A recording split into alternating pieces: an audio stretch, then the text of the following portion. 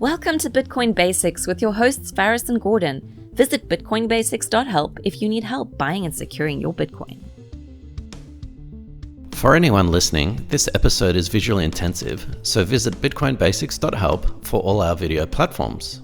We use TradingView, which is free to set up an account for all our charts. So check out our Bitcoin recommended products and services while you're at bitcoinbasics.help. Hello everyone, welcome to another episode of the Bitcoin Basics podcast. This is your host Faris, flying solo today as we are doing just a quick update on Bitcoin and markets. So we are doing this on the 2nd of November, and we're going to be looking at the monthly close for Bitcoin. It was just a monthly close, it's not a quarterly close. Very interesting things going on in Bitcoin. We did have a few ETFs that were launched. And let's have a look first at the Bitcoin weekly chart. So actually, no, let's go to monthly because we actually did have an all-time high close for the month. So Bitcoin closed at 60,886. The high was 11% above that, 67,000. So it was the highest ever reached for Bitcoin last month and the highest close. So highest close is very important to factor in. So if we zoom down to a weekly chart, we can see that we did go above the previous high, which was in April. And we've had a small pullback since, which is to be expected. People who bought here, remember, even though Bitcoin is very different asset, it is still bought and traded by people, and people have emotions, people have sentiments, and people have memory. So if you bought Bitcoin at $65,000 in April, you're thinking it's going to $100,000. You saw it come down 50%. If you manage to hold on for that long and you do not understand how Bitcoin works, you would probably be selling back here to get out at break even. So that's potentially what we're seeing. So now we do have a nice level of support here at this pullback at 58,000.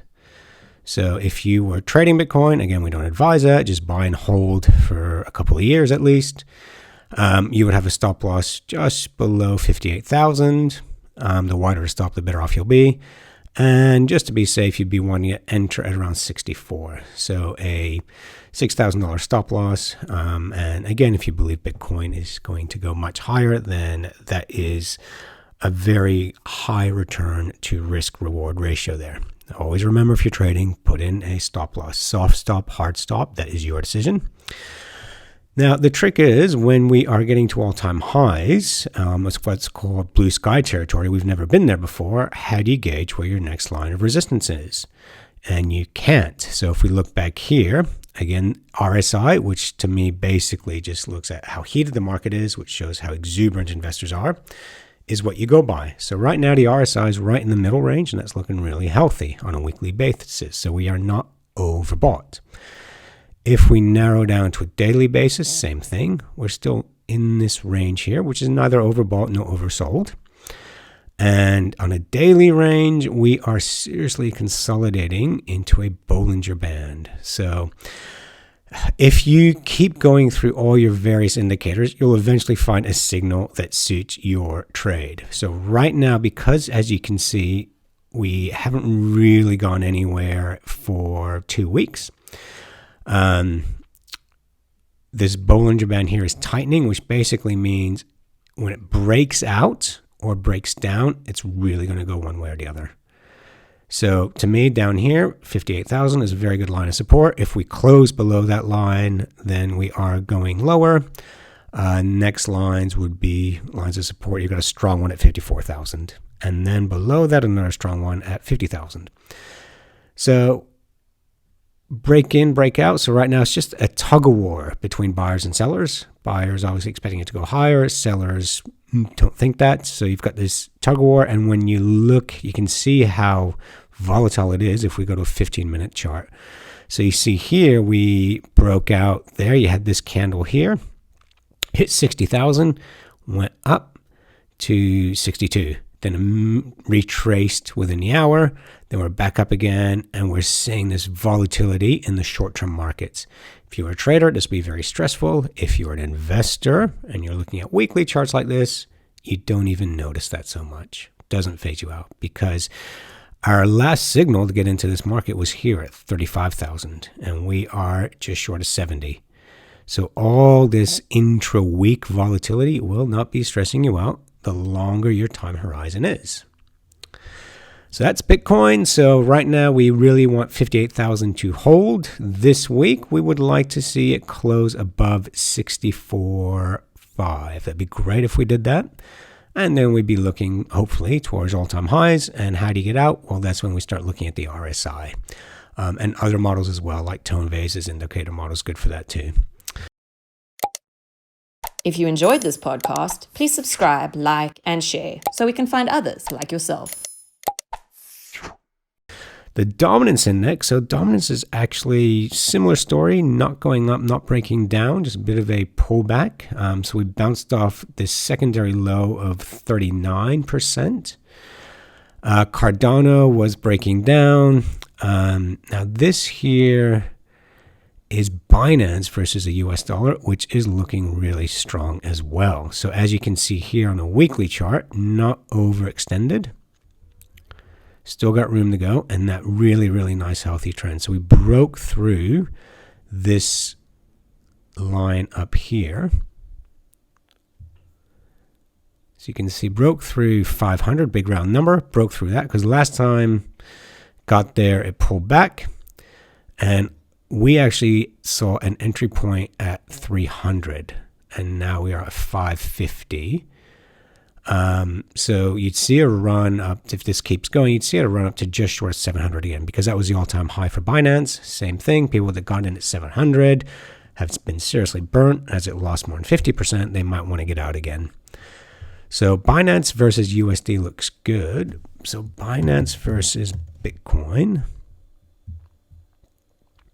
has broken out. This is premature because this is the week that just started. So this candle, though a weekly candle is a day old, but we had this pattern here. It looks like Binance is breaking out versus Bitcoin. Again, this is a premature call. You have to wait for this candle to be a confirmation, but it'll be breaking out of this right angle triangle. So yeah, stop loss at 0.0076, and you'd be looking at hitting 0.012 if Binance versus Bitcoin persists.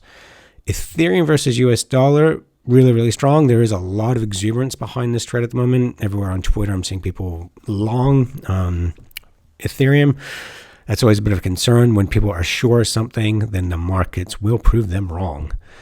However, if you look at the chart, it's still not exuberant on the RSI. It has gone up for several weeks in a row now. So you do want a bit of a pullback at some stage. If we narrow down to the daily, we do have this mini base pattern here. So if 4,200 holds for Ethereum, it's looking pretty strong. Yeah, we've come up to 4,500, which is a big round number for Ethereum. All-time highs in US dollar. That's why we've had this pullback at all-time highs. Ethereum versus Bitcoin, though, not so strong. So we are nowhere near all-time highs with Ethereum versus Bitcoin. We're halfway there. Well, less than halfway, apologies, almost halfway. So even though Ethereum USD is at all-time highs, Ethereum v Bitcoin is not. So this tells you that Bitcoin would have been a better investment than Ethereum. So it's not too, this price action is not too convincing. On a daily chart, we've had this trend line here that has been holding, but the bounces have not been that exciting. So I wouldn't be looking at trading this any other way. Yeah, not very convincing, Ethereum versus Bitcoin. The other macro big trade I was looking at was oil. Now, if you saw this previously, we identified, this is UK oil, 86 as a line of resistance because 2018, that was the all-time high for oil. Hang on. No, sorry, not the all-time high. This high, recent high for oil. So that we had the super cycle, the commodity super cycle that then went to 130 for oil, then crashed all the way to negative prices. That was US crude, not UK oil. And we've bounced back and crashed again. This was a COVID pandemic. So we're now back to a 6-year, closing in on a 6-year high. So naturally, we bounce back. If we close above this line at 87, that's where we'd be getting along. And that 87 number would be your support. So again, I think expensive oil is actually better for the environment because it encourages people to use other means. So for example, you may have noticed plastic bag recycling facilities disappeared when the oil price went down.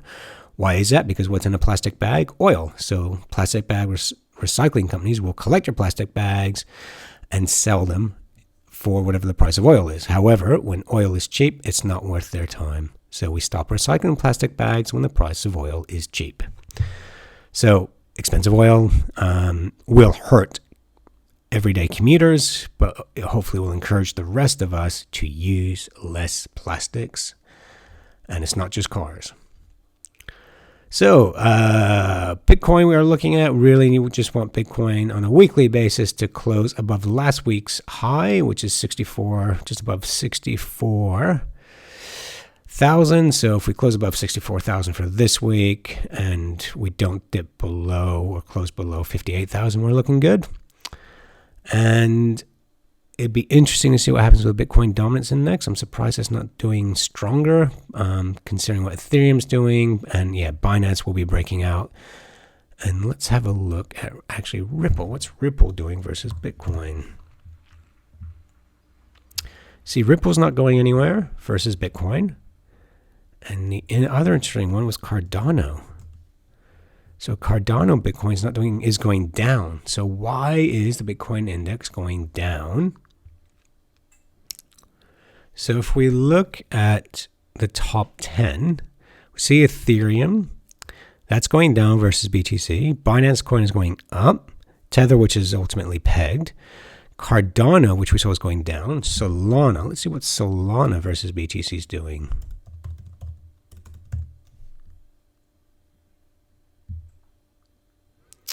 Solana versus BTC hasn't really moved last week. Ripple, we looked at Polkadot. Let's have a look at Polkadot. Polkadot is taking off. So that's one. Shiba, this thing made the news.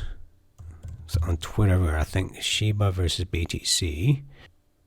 Yeah, it's really, I mean, this thing just took off. So there's no data yet, but you can't really include that one. So that's what's interesting is that's the main ones, the main coins in here are really not taking off compared to Bitcoin, but the Bitcoin Dominance Index is not reflecting that. So what does this mean? It probably means that we've just got more and more and more of these other shitcoins coming out. Yep, here you go. See this down here? I remember in 2017, you had 2,000, around 2,000. Now we've got 7,000.